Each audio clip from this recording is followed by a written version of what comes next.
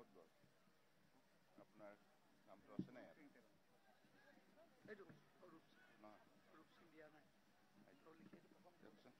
তেখেত সভাপতি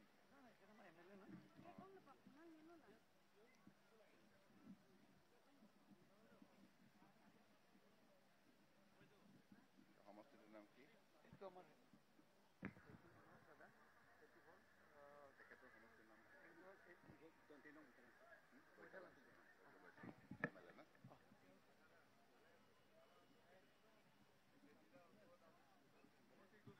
হৰসিং বেটো জানে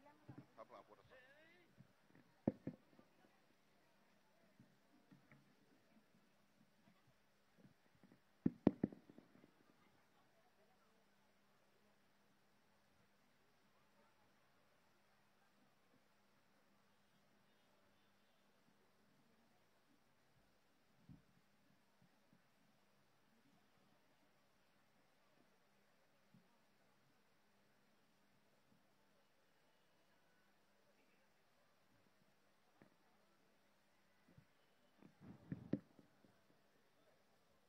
भारत माता की भारत माता की भारत माता की আজি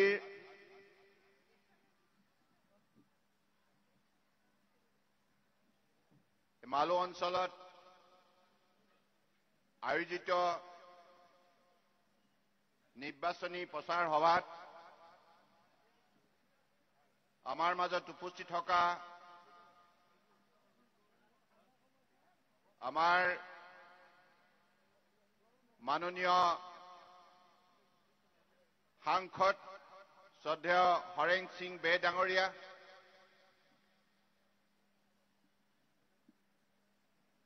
কমলপুৰ সমষ্টিৰ সন্মানীয় বিধায়ক শ্ৰদ্ধেয় দিগন্ত কলিতা ডাঙৰীয়া বৈঠালংচুৰ মাননীয় বিধায়ক ৰূপ সিং তেৰং ডাঙৰীয়া মাননীয় বিধায়ক কৌশিক ৰায় ডাঙৰীয়া মাননীয় বিধায়ক বিজয় মালাকাৰ ডাঙৰীয়া ভাৰতীয় জনতা পাৰ্টি অসম ৰাজ্যিক সমিতিৰ জ্যেষ্ঠ নেতা সুভাষ দত্ত ডাঙৰীয়া ৰাজকুমাৰ শৰ্মা ডাঙৰীয়া বিকুল ডেকা ডাঙৰীয়া অনুপ সিং ৰাজপুৰোহিত ডাঙৰীয়া আৰু কপিলী মণ্ডলৰ মাননীয় সভাপতি বিজেপিৰ ধ্ৰুৱদেৱ চৌহান ডাঙৰীয়া আৰু আমৰেং মণ্ডলৰ মাননীয় সভাপতি ৰমেশ চৌহান ডাঙৰীয়া বিজেপি নেতা ধন সিং তেৰং ডাঙৰীয়া সাৰ্থা কামচা ডাঙৰীয়া আৰু এই জিলাৰ প্ৰভাৰী ৱেষ্ট কাৰ্বি আংলং শ্ৰদ্ধেয় পংকজ বৰবৰা ডাঙৰীয়া আৰু আমাৰ এই নিৰ্বাচনৰ কপিলী সমষ্টিৰ ভাৰতীয় জনতা পাৰ্টিৰ প্ৰাৰ্থী শ্ৰদ্ধেয় পৱন কুমাৰ ডাঙৰীয়া আৰু আমৰেং সমষ্টিৰ প্ৰাৰ্থী শ্ৰদ্ধেয়া ৰীনা তেৰাংপি ডাঙৰীয়ানী সমবেত পৰম শ্ৰদ্ধা ৰাইজ আৰু সাংবাদিক বন্ধুসকল জয় জয়তে আজি শুভক্ষণত সমবেত হোৱা আপোনালোক সকলোৰে প্ৰতি মই মোৰ অন্তৰৰ পৰা শ্ৰদ্ধা সহকাৰে জনাইছো কাৰ্ডং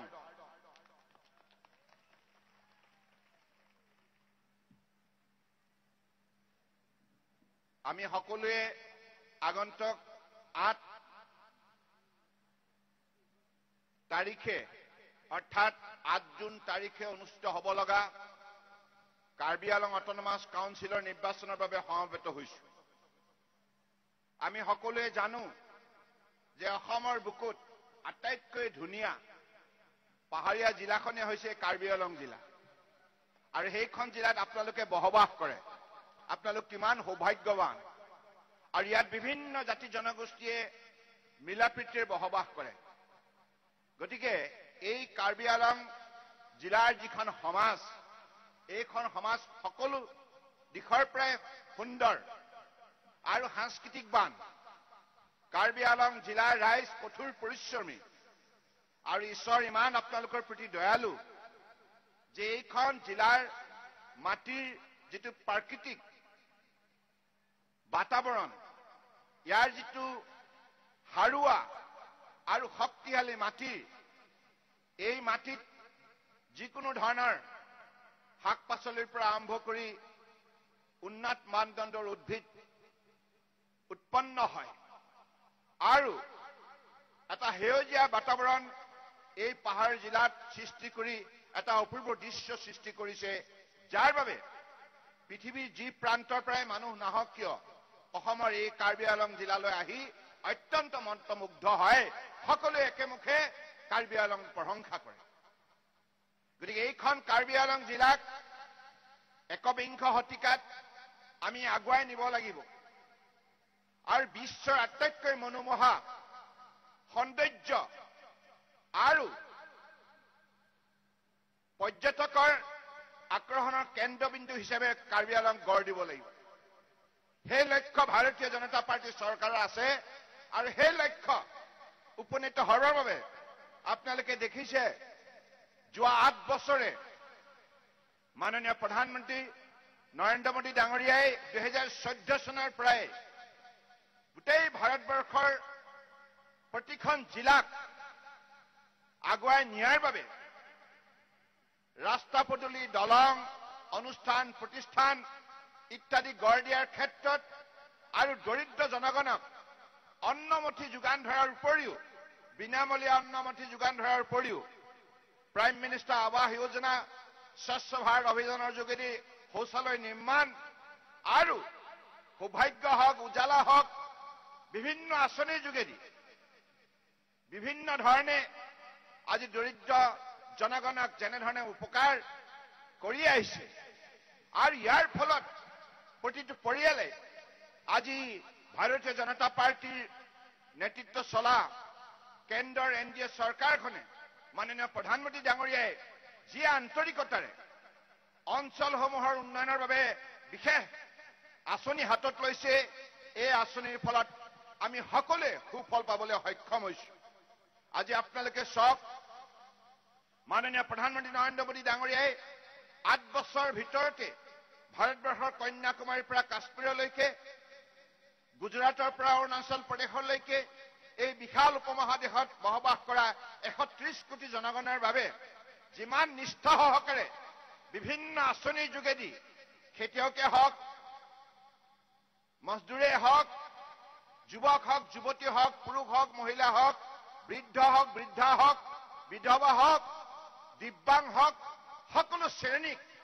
আজি যেনেধৰণে সামাজিক ন্যায় প্ৰদান কৰিছে তাৰ বাবে আজি ভাৰতবৰ্ষৰ বিশ্বৰ অন্যতম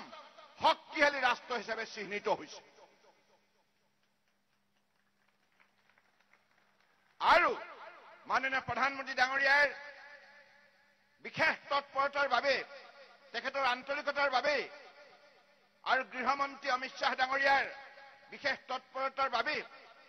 আজি অসম চৰকাৰৰ সৈতে মিলি আজি কাৰ্বি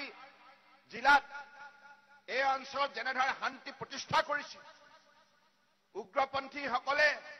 অস্ত্ৰ ত্যাগ কৰি আজি অহিংসা নীতিত তেখেতসকলে মূৰ দুৱাইছে আৰু মূল পথলৈ ঘূৰি আহিছে ফলত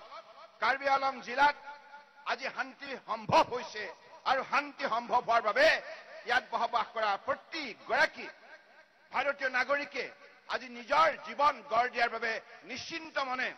বিভিন্ন কৰ্মপথাৰত আত্মনিয়োগ কৰিছে ইয়াৰ বাবে মই ভাবো মাননীয় প্ৰধানমন্ত্ৰী নৰেন্দ্ৰ মোদী ডাঙৰীয়া আৰু ভাৰতবৰ্ষৰ গৃহমন্ত্ৰী অমিত শ্বাহ ডাঙৰীয়াক আমি আন্তৰিকতাৰে হাত চাপৰিয়ে তেখেতসকলক ধন্যবাদ জনোৱা উচিত আন্তৰিকতাৰে কৃতজ্ঞতা জনোৱা উচিত কেৱল কাৰ্বি আলঙতে নহয় বিটিআৰ এলেকাত কেনেধৰণে শান্তি প্ৰতিষ্ঠা হৈছে সমগ্ৰ উত্তৰ পূৰ্বাঞ্চলৰ প্ৰতিখন ৰাজ্যত কেনেধৰণে শান্তি ঘূৰি আহিছে এই কথা আপোনালোক সকলোৱে আজি নিশ্চিতভাৱে উপলব্ধি কৰিছে অসম চৰকাৰৰ মাননীয় মুখ্যমন্ত্ৰী ডক্টৰ হিমন্ত বিশ্ব শৰ্মা ডাঙৰীয়াৰ বিশেষ তৎপৰতাত আজি অসমখনে ভাৰতবৰ্ষৰ অন্যতম শক্তিশালী ৰাজ্য হিচাপে নিজক প্ৰতিষ্ঠা কৰাৰ দিশত দৃঢ়তাৰে আগবাঢ়িছে দিল্লী চৰকাৰ, দিছপুৰ চৰকাৰ, দুইখন বিজেপি চৰকাৰে অৰ্থাৎ ডাবল ইঞ্জিনৰ চৰকাৰে আজি যেনেধৰণে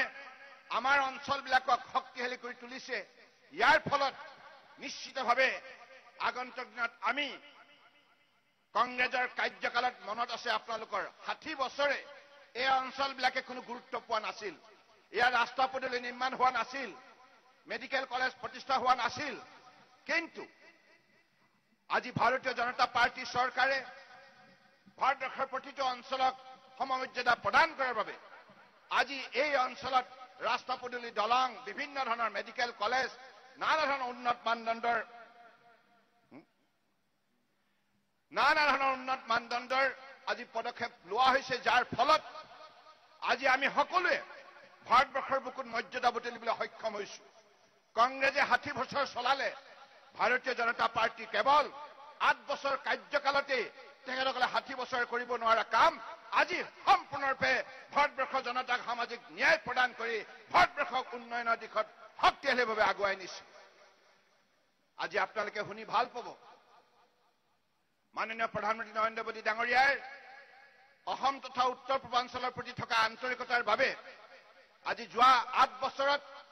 প্ৰায় 3 লাখ কোটি টকাৰ উত্তৰ পূৰ্বাঞ্চলৰ প্ৰতিখন ৰাজ্যত ৰাস্তা পদূলি, দলং, rail line, doubling of rail line, electrification of railway line, airport আৰু জলমাৰ্গ এনেধৰণে বিভিন্ন ৰাজ্যত যাতায়াত আৰু যোগাযোগ ব্যৱস্থা সবল ৰূপ দিয়াৰ বাবে আজি উত্তৰ পূৰ্বাঞ্চলে ভাৰতবৰ্ষৰ বুকুত এটা নিজৰ সুকীয়া পৰিচয় দাঙি ধৰিবলৈ সক্ষম হৈছে। আজি উত্তৰ পূৰ্বাঞ্চল দুপে উন্নয়নৰ দিশত আগুৱাই যাবলৈ সক্ষম হৈছে। ইয়াৰ বাবে নিশ্চিতভাৱে আমি মাননীয় প্ৰধানমন্ত্ৰী নৰেন্দ্ৰ মোদী ডাঙৰীয়াক কৃতজ্ঞতা জনাবই লাগিব। আৰু তেখেতে আগবঢ়োৱা সহযোগিতাৰ বাবে আজি আমাৰ এই অঞ্চলবিলাক পৃথিৱীয়ে জনা হৈছে আৰু পৃথিৱীৰ বিভিন্ন প্ৰান্তৰ পৰা ৰাইজ আজি অসম তথা উত্তৰ পূৰ্বাঞ্চল ভ্ৰমণ কৰাৰ আগ্ৰহ প্ৰকাশ কৰিছে। मैं आज इस अवसर पर विशेष रूप से देश के आदर्शवादी नेता प्रधानमंत्री नरेंद्र मोदी जी को असम की जनता की तरफ से, कार्बी आंगलंग जिले की जनता की तरफ से हृदय से आभार व्यक्त करना चाहता हूं। माननीय नरेंद्र मोदी जी ने अपने 8 साल के कार्यकाल में जैसे असम और नॉर्थ ईस्ट को मान्यता दी, बढ़ावा दी, इसके वजह से आज असम नॉर्थ ईस्ट जाग उठा है, कार्बी आंगलंग जाग उठा है, दिमा हासाओ जाग उठा है। और ये निश्चित है हमारे समाज में जो शक्ति मौजूद है, हर व्यक्तियों के पास जो काबिलियत है,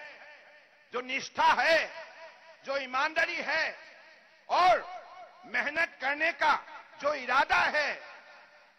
इसके वजह से आज माननीय प्रधानमंत्री जी की मदद से जो हमें मौका मिला है, इसके जरिए ये साफ है कि अगले दिनों में असम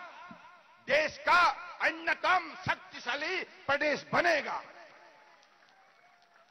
और हमारे लोकप्रिय मुख्यमंत्री डॉक्टर हिमंत बिश्व शर्मा जी आज सुबह शाम असम को आगे बढ़ाने के सिलसिले में लगे हुए हैं,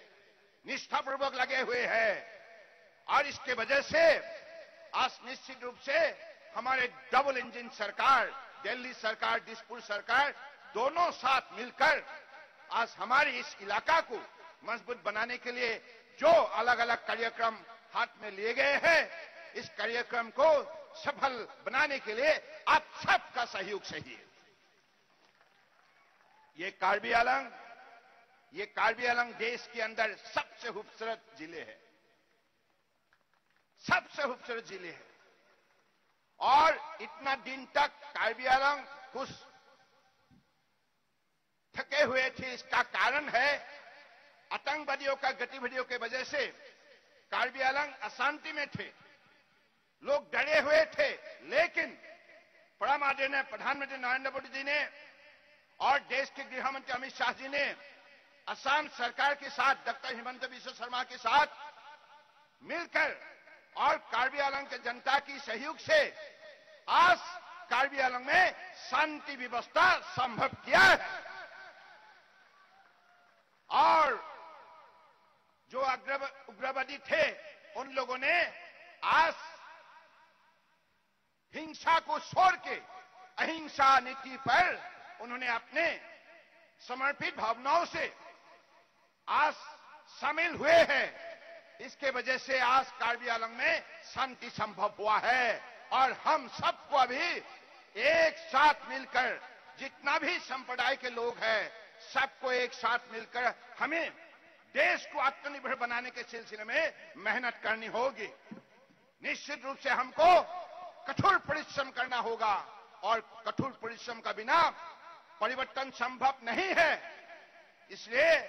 मैं मानता हूं अगले दिनों में जैसे हमारे chief minister doctor Himanta Biswa Sarma ji ने अपने अलग अलग सभाओं में ये बोल के गए हैं कि कार्बी आंगलंग में 26 कॉन्स्टिट्यूएंसी है, 26 कॉन्स्टिट्यूएंसी के अंदर सड़क बनाया जाएगा, पुल बनाया जाएगा और अलग अलग इंस्टीट्यूशन खड़ा किया जाएगा ताकि कार्बी आंगलंग में समाज की कोई दिक्कत ना हो। आपके सुविधा के लिए सब व्यवस्था खड़ा किया जाएगा। और हमारे लोकप्रिय जो सांसद है हरेंद्र सिंह बेजी है, लोकप्रिय विधायक हमारे रूप सिंह केरंग जी है, सब कोई मिलकर हमारे 2 उम्मीदवार, मैं आप लोगों से विशेष रूप से यही प्रार्थना करने आया हूं, हमारे 2 उम्मीदवार बहुत उस समाज के लिए प्रतिबद्ध है। एक है पवन कुमार जी, दूसरे है श्रीमती रीना टेरांगपी जी। आप सब दोनों को आशीर्वाद दीजिए प्लीज।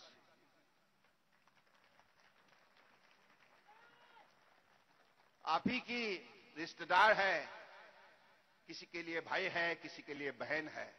लेकिन ये हमारी ही है, अपने है ना? है तो आप दोनों का नाम पे एक बार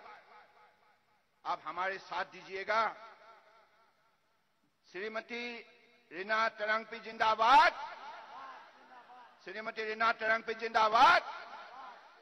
श्री पवन कुमार जी जिंदाबाद, पवन कुमार जी जिंदाबाद। तो अगली 8 तारीख को निश्चित रूप से आप सब मिलकर अपने अपने जो भी बूथ केंद्र है उस पर निश्चित रूप से सुबह जाइए और हमारे कमल के जो हमारे सिंबल है, निशान है, इस निशान पे निश्चित रूप से अपने मुहर लगाइए। लगाएंगे ना? लगाएंगे ना? लगाएंगे ना? भारतीय जनता पार्टी जिंदाबाद, भारतीय जनता पार्टी जिंदाबाद, भारतीय जनता पार्टी जिंदाबाद। भाइयों बहनों, मैं तो आप लोगों का सेवक हूं और माननीय प्रधानमंत्री ने हमें यही कहा है कि हम मंत्रियों के हिसाब से नहीं, एमएलए के हिसाब से नहीं, संसद के हिसाब से नहीं, सेवक के हिसाब से भारत माताओं को समर्पित भावनाओं से हमें सेवा करना चाहिए। इसलिए अगले दिनों में हमारे 2 उम्मीदवार रीना जी और पवन जी दोनों इलेक्शन जीतने के बाद समर्पित भावनाओं से कार्बी आंगलंग जनता को सेवा करेंगे। तो मुझे लगता है कि आप सब तैयार है ना? लेकिन 100% आपको बीजेपी में वोट डालना होगा। डालेंगे ना? डालेंगे ना? तो हमारा भी वादा रहा, आपका ये सड़क, मुझे कहा गया है अभी 70 करोड़ से ये सड़क नहीं बनने जा रहा है। ये सड़क लामसाखांग है ना? तो ऐसे ही सड़क हर कॉन्स्टिट्यूएंसी में बनेगा। आप कुल मिला के कार्बी आंगलंग में 26 कॉन्स्टिट्यूएंसी है, हर कॉन्स्टिट्यूएंसी में ऐसा ही सड़क बनेगा, जहां पुल नहीं है पुल बनेगा, जहां शिक्षा अनुष्ठान सही है वहां शिक्षा का केंद्र बनेगा। और यहां लोगों ने कहा एक आयुष का हॉस्पिटल चाहिए, आयुष का 50 बेड हॉस्पिटल चाहिए। हमें हरेंद्र सिंह बे ने कहा है और टेरंग जी ने भी कहा है, और यहां के लोगों का यही मांग है, दिल की वही आवाज है। तो मैंने आप सबको इतना ही कह सकता हूं, हमारे लोकप्रिय जो मुख्यमंत्री है डॉक्टर हिमंत बिश्व शर्मा जी, उससे बात करके निश्चित रूप से यहां एक आयुष का हॉस्पिटल खोला जाएगा। और दिगंत किबा থাকিলে নি? दिगंत दिगंत और कुछ है और किबा থাকিলে? परम श्रद्धा राइज, আপোনালোকে 8 তাৰিখে পুৱা 6 বজাত সকলোৱে মহিলাসকল আপোনালোকক প্ৰণাম, নমস্কাৰ, কাৰ্ডং। আপোনালোক ওলাই আহিব, ভোট কেন্দ্ৰত আহি শৃংখলাবদ্ধভাৱে ভাৰতীয় জনতা পাৰ্টিৰ দুগৰাকী প্ৰাৰ্থী পৱন কুমাৰ ৰীণা টেৰাম্পেক নিশ্চিত ৰূপে পদুমৰ ছবিত ভোট দি আপোনালোকে বিপুল ভোটত জয়যুক্ত কৰাবনে? কৰাবনে? भारत माता की, भारत माता की, भारत माता की, वंदे वंदे वंदे, जय